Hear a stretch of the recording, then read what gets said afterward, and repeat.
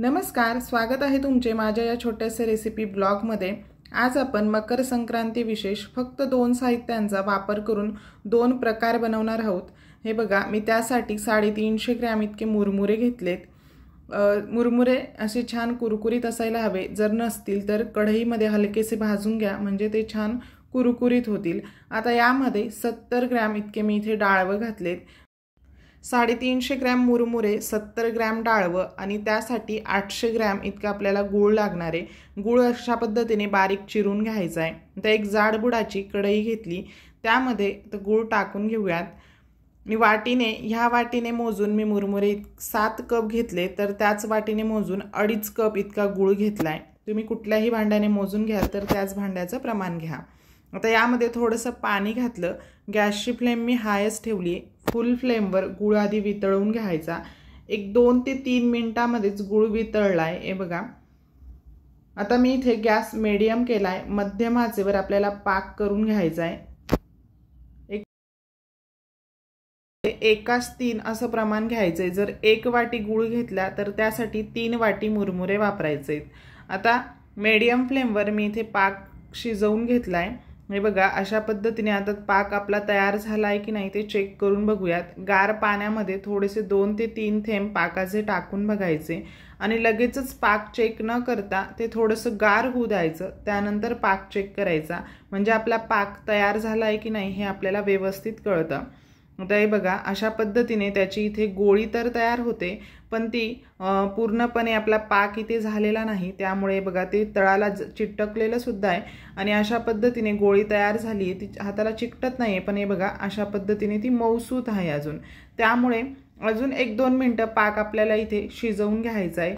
सुरुवातीपासून तर आत्तापर्यंत मी इथे टोटल 6 ते 7 मिनिटं हा पाक इथे शिजवून घेतलाय। सुरुवातीला हाय फ्लेमवर एक 2-3 मिनिटं आणि त्यानंतर मीडियम फ्लेमवर एक 4 मिनिटं अशा पद्धतीने आपल्याला हा पाक इथे करून घ्यायचा आहे। पुन्हा एकदा पाक चेक करून बघितला आहे। हे बघा, अशा पद्धतीची त्याची गोळी तयार झाली आणि मस्त टणक स्वरूपाची ती इथे झाली आहे।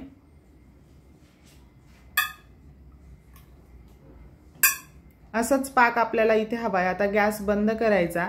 तयार करून घेतलेला पाक सर्व मुरमुऱ्यांवर मी इथे टाकून घेतला आणि आता हे अगदी पटकन व्यवस्थित मिक्स करून घ्यायचं।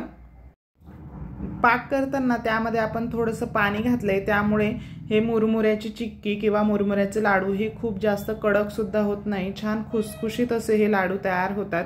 व्यवस्थित मी इथे हे मिक्स करून घेतले। आता ह्यापासूनच मी इथे मुरमुऱ्याची चिक्की आणि लाडू सुद्धा तुम्हाला इथे बनवून दाखवते।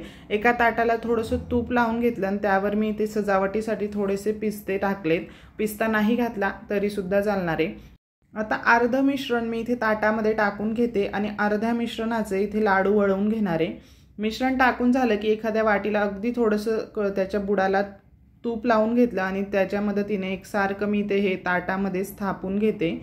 छान व्यवस्थित मी ते इथे सेट करून घेतलं आणि हे बघा, आता चाकूच्या मदतीने मिश्रण हलकसं कोमट असतानाच त्याला अशा पद्धतीने मार्क करून ठेवते, म्हणजे नंतर चिक्की काढायला अगदी सोपं जाईल। तुम्हाला हवं त्या आकाराची तुम्ही इथे चिक्की करून घेऊ शकतात। मी इथे चौकोनी आकारामध्ये ही मुरमुऱ्याची चिक्की करून घेतली आणि ते थोडंसं गार होऊ देऊयात। त्यानंतर ते ताटामधून आपल्याला काढायचंय। तोवर आता मी इथे लगेचच लाडू वळवून घेते। हाताला थोडंसं गार पाणी लावायचं आणि मग लाडू वळायला घ्यायचे। अगदी पटापट हे लाडू वळले जातात, खूप जास्त मेहनत लागत नाही आणि हाताला खूप जास्त चटका सुद्धा बसत नाही। जर तुम्ही हाताला पाणी जर लावून घेतलं ना तर हाताला चटकाही बसत नाही। हाताला तेल किंवा तूप न लावता पाण्याचाच वापर करायचा आहे। आणि हे बघा, अगदी पटापट हव्या त्या आकारामध्ये तुम्ही याचे लाडू वळवून घेऊ शकतात। लहान मुलं हे लाडू खूप आवडीने खातात आणि चवीलाही खूप छान आणि शिवाय पौष्टिक तर आहेतच। अशाच पद्धतीने सर्व लाडू मी इथे वळवून घेतले। फक्त व्हिडिओमध्ये सांगितलेलं प्रमाण लक्षात ठेवा। जर 1 वाटी गूळ घेतला तर त्यासाठी 3 वाटी इतके मुरमुरे वापरायचे, म्हणजे 1:3 असं प्रमाण घ्यायचंय आणि वजनी प्रमाण मी तुम्हाला इथे सांगितलंच आहे। अशा पद्धतीने मी सर्व लाडू इथे वळवून घेतले आणि हे बघा, तोपर्यंत आपली चिक्की सुद्धा इथे गार झाली आहे। आता ती सुद्धा मी इथे तुम्हाला काढून दाखवते। मस्त कुरकुरीत अशी ही मुरमुऱ्याची चिक्की सुद्धा आपली इथे तयार झाली। बघू शकता, अगदी सहजपणे ताटापासून ती वेगळी झाली आहे। बघू शकता काय सुंदर दिसते, मस्तच। जर तुमच्याजवळ लाडू वळण्यासाठी वेळ नसेल त्याला सुद्धा खूप जास्त वेळ लागत नाही, पण तुम्ही अशा पद्धतीने 2 ताटांमध्ये हे मिश्रण टाकून अशा पद्धतीने ही चिक्की सुद्धा याची बनवून घेऊ शकता। बघा मस्तच कुरकुरीत झाली आहे। मग ह्या मकर संक्रांतीला तुम्ही सुद्धा ही मुरमुऱ्याची चिक्की आणि मुरमुऱ्याचे लाडू नक्की बनवून बघा। व्हिडिओ आवडला असेल तर व्हिडिओला जास्तीत जास्त लाईक करा, शेअर करा। अशा सोप्या साध्या रेसिपीज पाहण्यासाठी फॅमिली रेसिपीजला अजूनपर्यंत सबस्क्राईब केलं नसेल तर सबस्क्राईब करा। पुन्हा भेटूया अशाच एका मस्त आणि सोप्या रेसिपीसोबत। तोपर्यंत बाय बाय।